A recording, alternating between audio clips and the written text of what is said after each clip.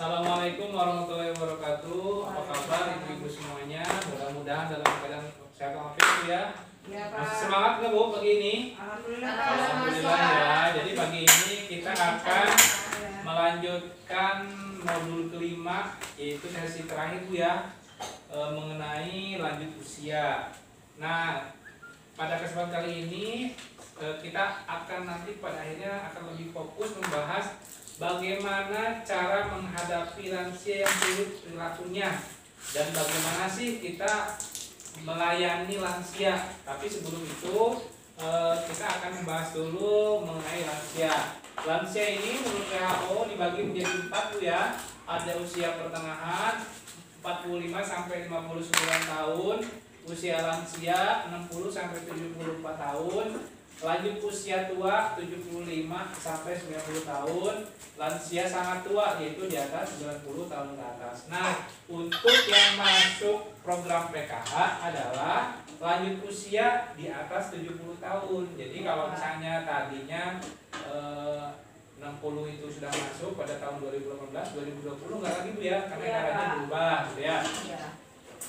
Nah, kemudian kenapa sih kita harus peduli terhadap lansia Ibu? Karena ini merupakan amanat Undang-Undang Nomor 13 Tahun 98 Bu ya. Jadi ketika Ibu sudah mengurusi lansia berarti sudah memenuhi amanat Undang-Undang Republik Indonesia Nomor 13 Tahun 98.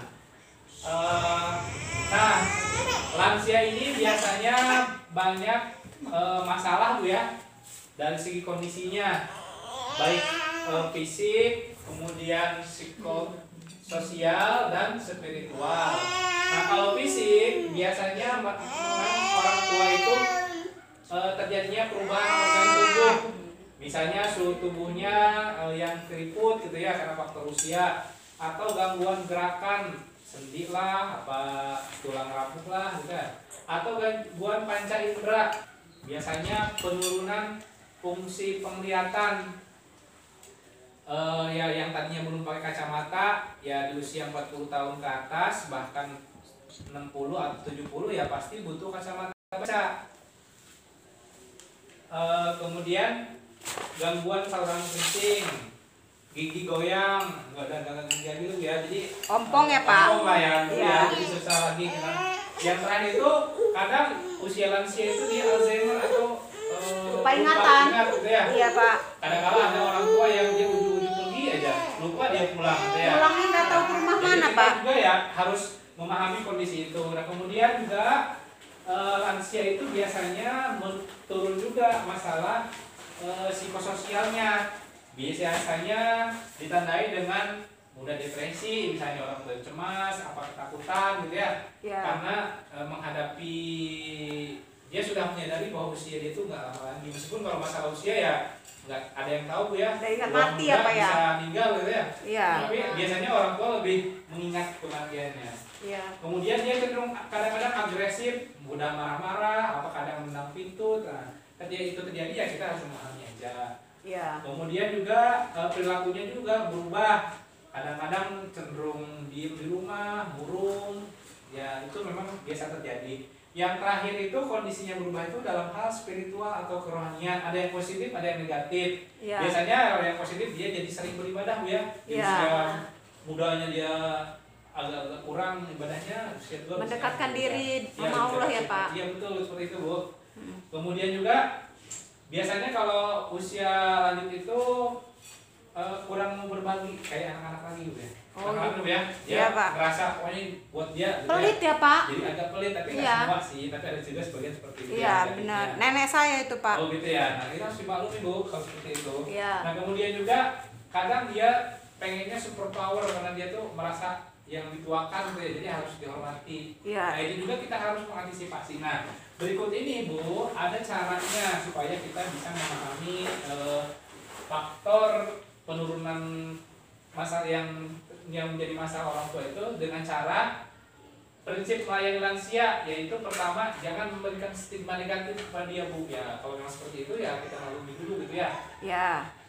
Tidak mengucilkan Bu. menghindari sikap sensitif, misalnya mudah marah, jadi jangan dikucilkan. Jadi kalau dia ngobrol ya ditemenin gitu ya. Iya, Pak. Kemudian juga tidak membesar-besarkan masalah, ya udah gitu.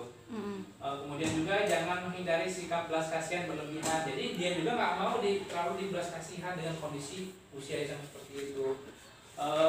Jadi yang diharapkan sama dia itu adalah diberikan kesempatan menunjukkan kemampuannya secara mandiri. Misalnya kalau dia mau naik sepeda ya kalau masih dia silakan gitu, tapi ya tetap diawasi gitu ya. Takutnya tadi Alzheimer. Iya, Pak. Kemudian juga keluarga sebagai sumber pemecah masalah. Jadi jangan sampai yang diharapkan itu kalau bisa keluarga yang sebagai sarana menyelesaikan masalahnya. Nah ini yang berikutnya Ibu, yang tadi saya singgung itu bagaimana cara menghadapi lansia yang sulit perilakunya. Yang pertama, Bapak Ibu harus tetap menghormati dan menghargai lansia sebagai orang tua ya. Dia orang tua kita yang patut dihormati gitu ya. Meskipun misalnya ada penurunan sikap ya kita maklumi aja. Ya, Pak. Kemudian juga kita harus sabar ya.